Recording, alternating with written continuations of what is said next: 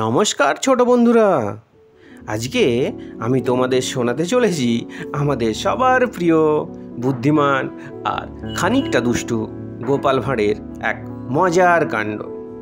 আমি সমরেশ, আর তোমরা দেখছো বাংলা গল্পের ঝুলি। যদি মজা পেতে ভালো লাগে তাহলে কিন্তু ভিডিওটা পুরোটা শুনবে, কারণ গোপালের কাণ্ডে হাসতে হাসতে পেটে ব্যথা ধরে যাবে। তাহলে চলো একটুখানি হাসির জগতের দরজা খুলে আমরা হেসে ফেলি। একদিন গোপালের বউ গোপালকে বলল, হ্যাঁ গো, অনেক দিন তো হয়ে গেল, একবার জামাইকে আনার নাম পর্যন্ত করছো না। নতুন জামাইকে আজ গিয়ে না নিয়ে আনলে আজ আমি জলগ্রহণ পর্যন্ত করব না। তুমি গিয়ে জামাইকে নিয়ে এসো। গোপাল কিঞ্চিত বিরক্ত হয়ে বলল, যা দিনকাল পড়েছে তাতে বাড়িতে জামাই আনা কি সহজ কথা? সে অনেক খরচের ব্যাপার। তুমি এত ব্যস্ত হচ্ছ কেন বলো তো? অন্য কোনো দিন যাব। কিন্তু গোপালের বউ কিছুতেই শুনবে না, জামাই এবার আনতেই হবে। তাই বউয়ের মুখঝামটা খাওয়ার হাত থেকে বাঁচার জন্য গোপাল চলল জামাই আনতে। পথে যেতে যেতে একটা ফন্দি আঁটল গোপাল। এমন জব্দ করবে বউকে, বউ যেন কোনোদিন আর জামাই আনার কথা মুখে উচ্চারণও না করে। আর জামাই বাবাজিও যেন এইদিকে আর কখনো ফিরেও না তাকায়। জামাইকে সঙ্গে নিয়ে গোপাল যথা সময়ে বাড়ি ফিরে এসেছে। বউ খুব খুশি। বেশ কয়েকদিন কেটে যাওয়ার পরেও জামাই কিন্তু ফিরে যাওয়ার নাম করছে না। করবেই বা কেন? শাশুড়ির আদর যত্নে জামাই বেশ খেয়ে ঘুম দিয়ে আরামসে দিব্যি কাটাচ্ছিল। এদিকে বউয়ের ফরমাস খাঁটতে খাঁটতে গোপালের প্রাণ ওষ্ঠাগত। কাজকর্ম সব শিখেই উঠেছে। গোপাল অতিষ্ঠ হয়ে ভাবল, বাবাজিকে এবার তাড়াতে হবে, এমন দাওয়াই দিতে হবে বাবাজি পালাবার পথ পর্যন্ত পাবে না। গোপালের বাড়িতে বেশ ফলন্ত একটি লেবু গাছ ছিল। একদিন গোপাল জামাইকে ডেকে চুপি চুপি বলল, দেখো বাবাজি, আমি সবসময় বাড়িতে থাকি না, আর এই সুযোগে চোর রোজ লেবু চুরি করে নিয়ে চলে যায়।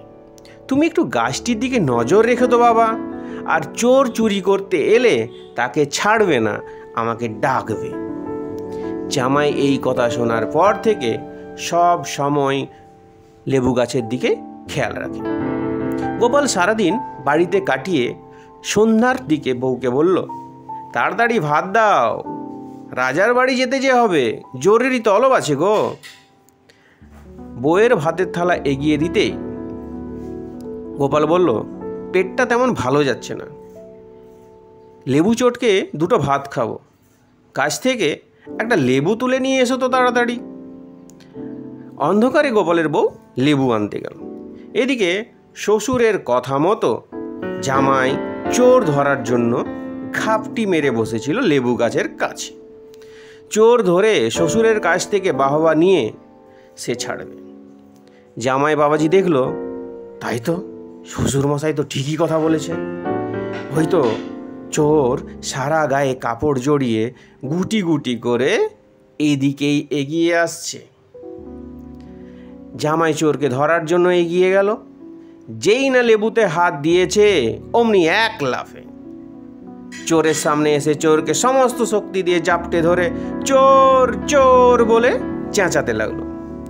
এত জোরে জাপটে ধরেছিল যে গোপালের বউয়ের কোনো কথা বলারই সুযোগ ছিল না। চেঁচামেচি শুনে গোপাল আলো হাতে নিয়ে এসে যা দেখল, তাতে গোপালের পক্ষে হাসি চেপে রাখা দায়। কিন্তু এই সুযোগ তো হাতছাড়া করা যাবে না। দুজনকে ওই অবস্থায় দেখে বলল, ছি ছি ছি ছি, তলে তলে এই ব্যাপার। এই জন্যই বুঝি জামাইকে আনার এত গরজ।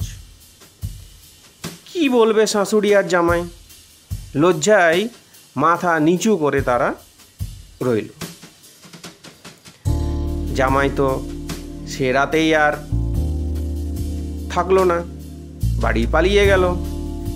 আর বলা বাহুল্য, এরপর আর কোনো দিনই জামাই আনার কথা গোপালের বউ মুখেও আনলো না।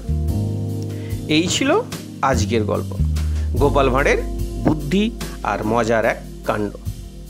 গল্পটা কেমন লাগলো নিচে কমেন্টে জানাও। ভালো লেগে থাকলে একটা লাইক দিতে ভুলো না কিন্তু।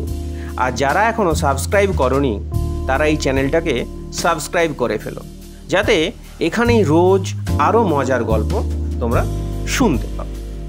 পরের গল্পে আবার দেখা হবে, ততদিন ভালো থেকো, সুস্থ থেকো। আর হ্যাঁ, গোপালের মতো মাথাটি খাটিয়ে চলতে ভুলো না যেন।